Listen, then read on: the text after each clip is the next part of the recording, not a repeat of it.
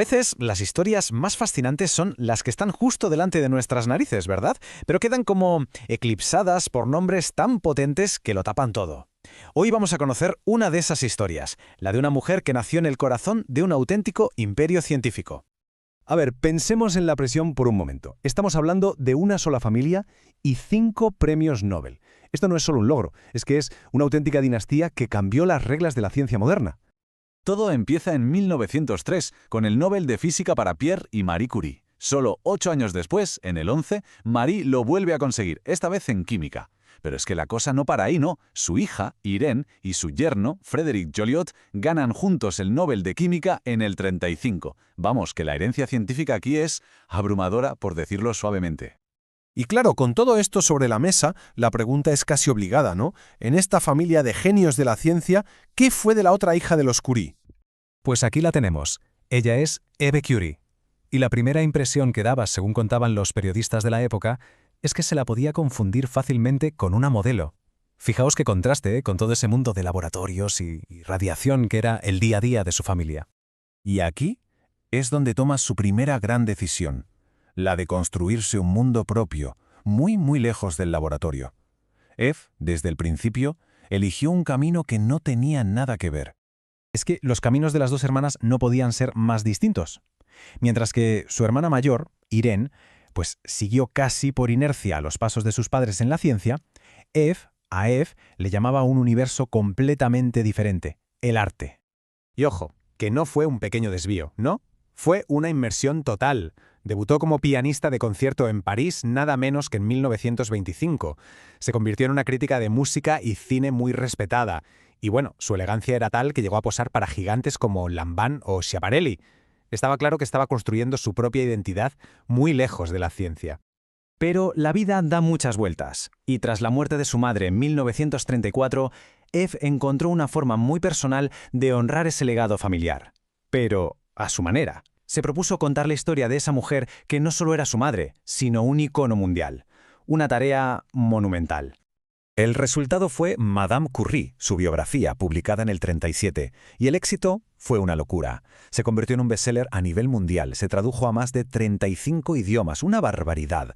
Ganó el National Book Award en Estados Unidos, un premio muy prestigioso, y le valió a Eve ser nombrada Caballero de la Legión de Honor. Acababa de demostrar que un legado también se puede construir con palabras, no solo con descubrimientos. Pero si pensábamos que su historia ya era interesante, preparaos porque estaba a punto de dar un giro de 180 grados.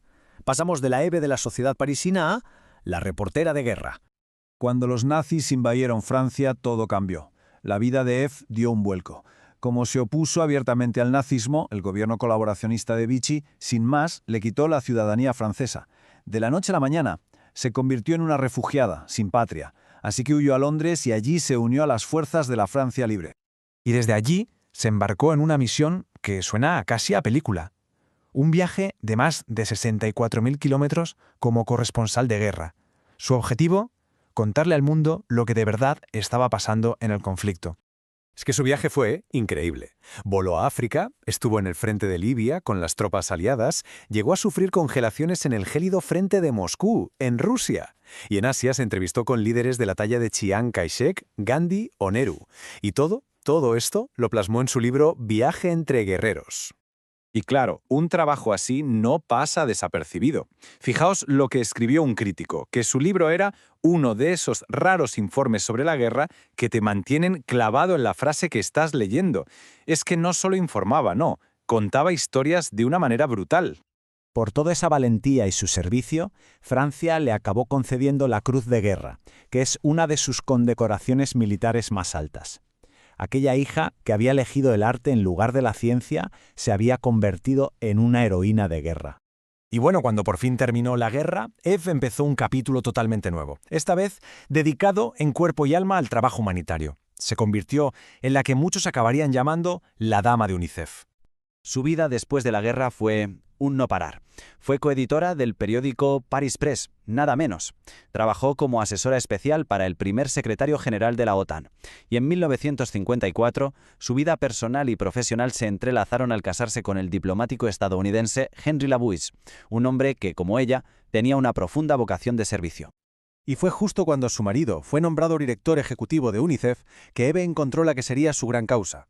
Juntos se convirtieron en unos defensores incansables de los derechos de la infancia en todo el planeta.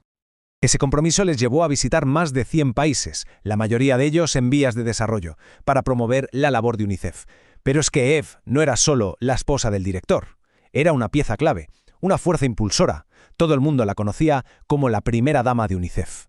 Y con esto llegamos ya al final de su historia, a un legado de paz que, en cierto modo, redefine lo que significa llevar el apellido Curie. Así que volvamos a esa pregunta del principio. ¿Recordáis? Con 5 premios Nobel en su familia, ¿fue Eve de verdad la única Curie que se quedó sin uno?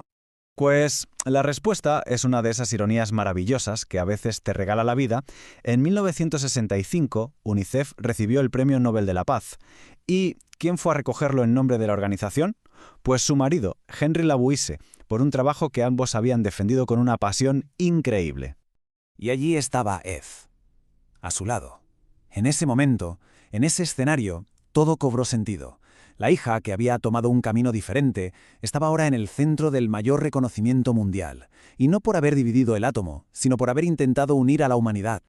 Al final, la historia de Eve Curie nos deja una reflexión muy potente, y es que un legado no va solo de lo que descubres en un laboratorio, también va del mundo que ayudas a construir, de las historias que cuentas, de las vidas que tocas. Y en ese sentido, su legado brilla con la misma intensidad que el de cualquier otro Curie.